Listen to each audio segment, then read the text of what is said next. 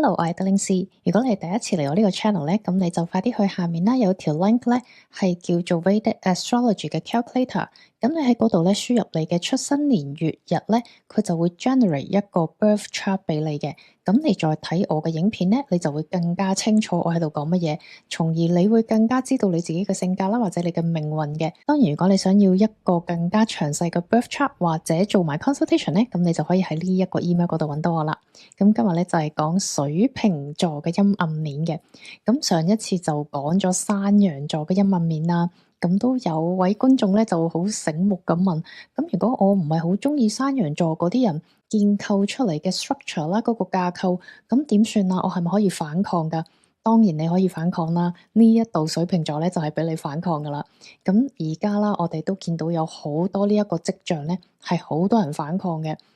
原因咧係因為我哋個大時代咧就向緊呢一個水瓶座大時代進發，所以我哋而家好多時見到有啲人啦，尤其是係年輕人啦，佢哋嘅特徵咧係非常之水瓶座嘅，不論佢哋自己個 birth chart 係如何啦，因為個大時代咧都係向緊水瓶座進發，而水瓶座咧係第三個風象星座，即係話呢一啲人咧好飄忽嘅，好似風咁樣嘅。第一個風象咧就係雙子座，嗰度嘅人咧就係八八卦卦互通消息啊，講埋啲無聊嘢，但係咧暗中都喺度互通消息嘅，即係譬如啊邊個姨媽姑姐做咗啲乜嘢啊，邊個賺咗幾多錢啊，就係雙子座嗰一類嘅溝通嚟嘅。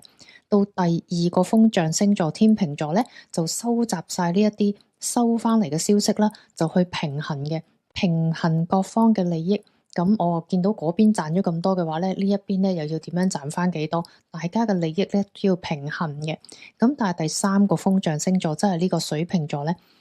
佢收翻嚟咁多嘅消息，個 data 咧就會倒晒入一個好大嘅 network 裏面，所有喺網絡裏面啦，每一個人嘅資訊啦，錢又好，佢嘅諗緊嘅嘢都好啦，所有七情六欲咧都會抌晒落呢一個網絡嘅。咁你可能會問下，我幾時有將我嘅七情六欲擺晒喺個網絡上面啊？當然啦，我哋每一日 selfie 啊，喺我哋網上社交媒體講過嘅嘢啊，發出過嘅照片啊，拍過嘅片啊，所有嘅資訊咧都放晒上一個網絡嘅。咁呢一個咧就係水瓶座啦。咁你會見到呢一度嘅資訊啦，同埋雙子座嗰種八八卦卦三姑六婆嗰啲資訊咧，係完全兩個世界嚟嘅。關於水瓶座，你可以去翻我之前嗰條片睇啦。當然水瓶座咧，而家嘅眼光嚟睇咧，就好似係好前衛啊，好高科技啊，係一啲好有型嘅嘢嚟嘅。即係尤其是係年輕嘅人咧，都會覺得哇好啊，中意追求一啲新科技。咁但係當然啦，佢都有佢幾陰暗嘅一面嘅。咁水瓶座咧又係一樣啦，講三日三夜都講唔完，所以我就暫時淨係講三大個陰暗面啦。第一咧，佢係一個革命嘅星座嚟嘅，革命即係反抗啦。咁佢有佢個好處嘅，即係有啲嘢的確咧係因為革命啦，將舊嘅唔好嘅嘢咧革咗佢，跟住咧就發明創新一啲新嘅嘢、新嘅系統、新嘅生活方式、新嘅科技。但係咧，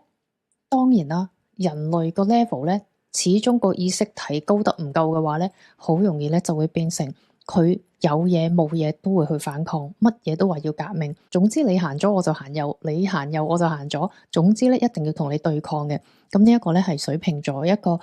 幾大嘅，唔一定話係陰暗面，但係咧係有少少佢哋一個咁樣嘅特徵嘅。咁有時佢哋會係為反抗而反抗啦，咁就令到咧個世界就永無寧日嘅。咁而家我哋自己都睇到啦，即係全世界好多嘅年輕人咧，佢哋都會反抗嘅，就有少少好似係青春期反抗父母，父母叫你行東你就行西，叫你行西你就行東，一定要同你唱反調嘅。咁呢一個咧係水瓶座一個 handle 得唔好嘅話咧，就會出現嘅所謂唔係咁好嘅現象啦。咁雖然都唔似係啲乜嘢嘅陰暗面，因為其實嚟到水瓶座咧，好多嘢佢哋咧係唔會收埋嘅。佢哋唔似之前嗰個山羊座咧，佢哋做一啲嘢咧，佢哋可能會收埋，所以咪有陰謀論咯。佢哋要將啲嘢收埋，我知嘅嘢我唔會俾你知。但係咧，水瓶座又唔會嘅喎。水瓶座咧係我反抗，我擺到出嚟噶，我一定會反抗。我話俾你聽，我反抗乜嘢咧都擺咗上塊面度嘅。咁當然啦，好多人都會話水瓶座唔係好收埋嘅咩？唔係好似佢哋諗嘅嘢，好似唔知佢諗乜。的確係嘅，個問題你唔知佢諗係因為佢太聰明，但係咧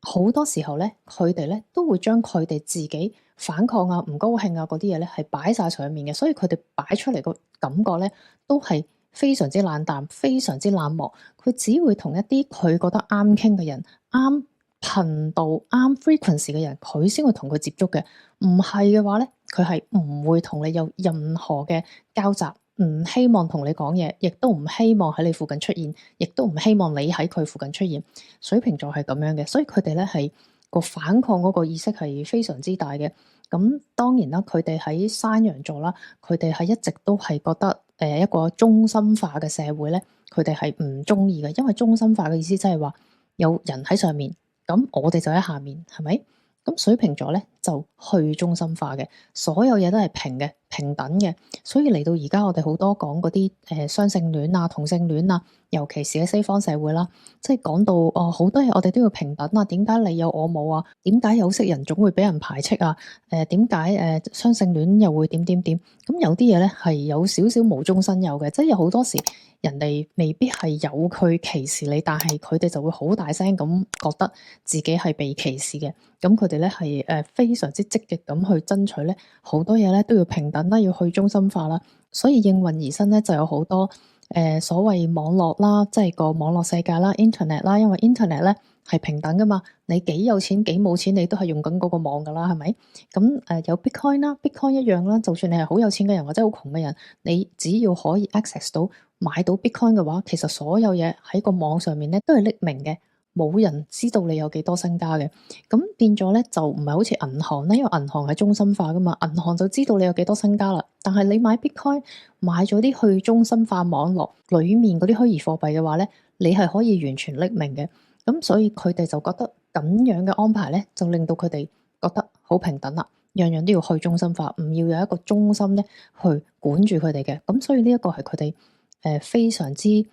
中意反抗啦，呢一個所謂嘅陰暗面啦，當然可以喺好嘅方面體現到出嚟，但係而家暫時見到嘅咧，都似乎係一片混亂。咁當然可能而家係仲係早期啦，但係水瓶座呢一個反抗呢一個嘅 energy 咧，係行得都幾嚴重下噶啦。但係水瓶座呢個反抗將舊嘅嘢推翻呢一個嘅 energy 啦，唔好話一班人，其實係一個能量嚟嘅。唔到你唔反嘅，因為係水瓶座上面嗰個老人啦，佢倒落嚟嘅水咧係宇宙嘅水嚟嘅，嗰啲水係全部有 data，全部係智慧嘅水，係有意識嘅嗰啲水。咁所以呢一個浪咁樣推埋嚟咧，好多舊嘅嘢啦就會俾佢推翻噶啦。所以我哋亦都要睇下點樣運用呢一啲 energy，有啲舊有嘅嘢都有啲好嘅，嗰啲係咪全部都要推翻咧？唔一定嘅。咁我哋可能就要睇啦，我哋點樣喺呢一個大時代個轉折裏面有啲咩舊嘅好嘅，我哋可以留；有啲乜嘢舊嘅唔好嘅，我哋就真係唔要啦。咁呢一個咧就係我哋處於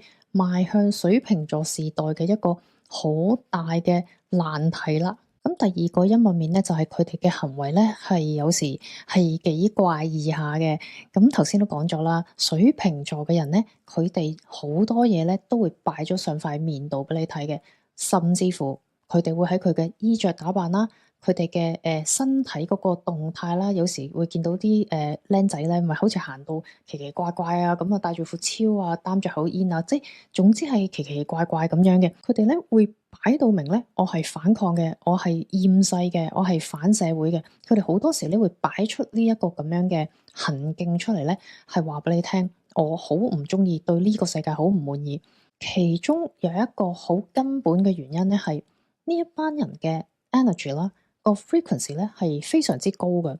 咁你可以話其實佢哋本身咧係非常之聰明嘅，所以近呢20-30年啦出世嗰啲啦，千禧前後一直打後出世嗰一班啦，其實好多咧佢哋咧都係呢一類型，所謂一啲頻率好高嘅小朋友嚟嘅，佢哋喺一個好高頻嘅地方落咗嚟我哋呢一個地球3D 地球咧。係吞唔到，因為我哋呢一度嘅 energy 咧實在太低啦，所以佢哋有時有啲係天生咧就會有過度活躍啊、自閉啊，好多呢一類型醫生啊好多時都講唔到出嚟嘅一啲問題啦，咁變咗佢哋係好難吞到入去我哋而家呢一個社會，亦都冇乜話有啲咩藥去醫佢啊，係有好多呢啲困難嘅，的確。所以有時係會見到有啲小朋友咧，好細個，可能佢哋會將個頭撞落去嗰幅牆啊，撞落個地度啊，佢哋原來係話佢個頭好痛，因為佢眼前有太多嘢咧，佢係接受唔到，因為佢哋個五官啦，眼耳鼻舌身意個接收能力實在太強啦。我哋見到有一啲嘢可能係靜止，但係佢可能見到佢後面背後有好多嘅光影啊，或者佢可以將佢睇到嘅嘢連埋有好多其他嘅網絡，一次過睇到好多嘢，衝咗入去佢個五官嘅時候咧，佢就 handle 唔到嗰個 energy 啦。佢睇到嘅嘢咧係應該係遠超於我哋一般人睇到或者感應到嘅嘢，所以佢哋咧去一啲比較嘈嘅地方咧，佢哋就會發神經啦，佢哋就會發癲。只不過佢可能係感應到太多嘢，而佢一時間個身體承受唔到，咁所以你可以話佢係一個好高頻嘅靈魂啦，困咗喺一個好低頻嘅身體，眼耳鼻舌身意咧係唔夠佢 handle 咁多嘢。咁呢一個亦都係水瓶座一個幾大嘅特徵啦，就係好多高頻率嘅嘢咧喺度高速運轉，而我哋嘅身體咧係負荷唔到，所以佢哋個行為咧就會變得好怪異啦。如果佢哋個心跳啊，咁佢哋可能就會喐來喐去啊，即係想平衡翻自己個心啊，或者個頭痛，佢哋就會撞個頭啊，就令到個頭冇咁痛。所以有時一般人咧，我哋就唔知佢哋喺度做乜嘢。咁當然中間亦都有一啲咧係為反抗而反抗咧，就搞到自己個身體好差啦，可能會變成酗酒啊，可能去濫藥啊，好多呢一類型嘅問題咧都會喺水瓶座出現嘅。所以有啲小朋友或者係年輕人啦，佢哋去反抗啊，去嘈啊，去好亢奮嘅時候咧，好可能咧都係基於佢哋本身個身體咧承受唔到喺宇宙上面跌落嚟嘅高頻嘅 energy，而佢哋自己本身咧個 energy 咧個靈魂嘅 energy 亦都係好高嘅，所以佢哋困咗喺一個低密度嘅空間、低密度嘅身體咧，就會形成佢哋個身體咧就出現好多奇怪嘅行為啦。咁呢個雖然都唔算係話水瓶座嘅陰暗面啦，不過都係一啲我哋一般人可能望落去咧係解釋唔到或者唔了解嘅。咁第三個陰暗面咧就係摧毀啦，所以佢哋極具摧毀性，係因為佢哋咧係要不停咁向前創新嘅，佢哋唔會停留喺一個位，因為水瓶座啦，除咗係土星守護星，仲係 Rahu 都係守護星嚟嘅。Rahu 咧就係貪心。佢係不停咁向前，不停咁向未來進發嘅，所以佢發明咗一樣又一樣，一樣又一樣。譬如喺18世紀啦，就發明咗蒸汽咧，就推動火車啦。咁呢一個發明咧，係差唔多用咗80年咧，先至可以普及嘅。跟住去到19世紀啦，又有好多發明啦，其中就係電力啦。電力咧發明咗之後咧，差唔多係用咗44年咧，先至可以普及嘅。咁去到收音機咧，咁佢就係1895年發明嘅。用咗38年咧，就係接觸到1億個用家。跟住而家再近代啲啦，互聯網係大概係1980年尾左右咧就開始出現啦。佢用咗7年嘅時間咧，先接觸到1億個人。好啦，咁而家啦，我哋好興嘅 ChatGPT 啦，2022年第一次 launch 咧。呢一個係好出名啦，2個月就接觸到1億人，咁所以係令到佢哋個網站咧係不停咁 crash 嘅。咁大家都見到啦，譬如由收音機嗰個年代啦，比較近啲啦，收音機用咗38年接觸1億人，而家咧就用咗2個月咧就可以接觸1億人。咁意思就係話咧，我哋已經係進入咗一個光速嘅年代。咁當你不停咁向前行啦，咁被拋棄嗰啲咧，咪就被摧毀咗咯。咁所以點解而家啲人咁驚？話哇死啦！我哋係咪會冇一份工？咁其實都好有可能嘅，因為咧，你只可以話係個職位可能會轉移啦。即係我哋諗翻轉頭，譬如好多年前，當呢個福特汽車喺美國被發明嘅時候，佢汽車出現之前，啲人係點樣去由呢一個鎮仔去嗰邊個鎮仔嘅咧？佢哋係搭馬車噶嘛。咁馬車當時佢哋係有人係生產馬車啦，有馬車嘅車夫啦，衍生出嚟好多唔同嘅工作人員係做緊嗰啲同馬車有關嘅工作嘅。咁佢一夜之間全部失業噶咯喎，當時。咁所以到今日都係一樣嘅。最直接就係譬如你係一個公司裏面一個做文職嘅，平時係搞下啲 spreadsheet 啊，打下字啊。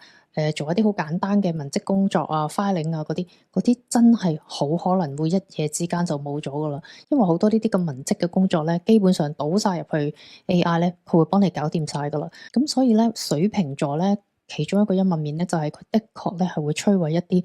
好多舊有嘅嘢啦，我哋賴以生存嘅嘢咧，都好可能會一夜之間咧就會摧毀。咁以前可能就要用幾廿年嘅時間先摧毀到啦，而家咧就可能2、3年嘅時間咧就可以摧毀。咁所以冇乜準備嘅人咧，的確係會幾害怕嘅。唔好講話啲咁普通嘅文職啊，呢一啲嘅工作啦，甚至乎連政府嘅存在咧，而家其實都係幾危險嘅，因為而家係兩大勢力咧係喺度拉鋸緊。第一咧就係政府啦，我哋已知嘅架構啦，就係山羊座嘅架構啦。第二就係而家呢一個水瓶座，水瓶座其實佢嘅意思咪真係要去政府咯，去中心化，其實真係去政府，佢要去機構。咁政府同埋呢一個科技嘅巨頭兩邊去拉鋸，邊邊聰明啲咧？邊邊可以向前向未來行得更加快更加遠呢？好難咧，由一個好有架構、一個好大嘅龐大嘅一個系統嘅山羊座咧，去拉住呢一個水瓶座咧向前衝嘅。咁所以呢一個嘅衝突咧，相信未來都有一段時間咧係會發生嘅。咁呢個冇辦法嘅，唔係話邊個啱邊個錯，只不過係一個好大嘅 energy。好大嘅能量咧，大家互相咧係要摩擦嘅，所以所有宇宙嘅能量咧都係全部講緊一個平衡，不停咁平衡住咧咁樣向前行嘅。咁喺平衡嘅過程中咧就會發生摩擦啦。因為可能有啲嘢係你分多咗，我分少咗，或者我多咗你少咗，咁樣咧大家咧就會有唔高興嘅情況發生。所以如果大家睇清楚呢個遊戲嘅話，覺得其實呢個遊戲都幾無聊嘅喎，咁就去下一個星座就係雙魚座啦。咁再喺嗰度咧睇下有冇啲乜嘢解決方法，咁就避免唔好喺一個咁大嘅摩擦裏面咧，我哋咧就被犧牲咗啦。所以下個雙魚座咧，亦都係講犧牲嘅。咁咧就下一條片再講啦。好啦，下一條片再見啦，拜拜。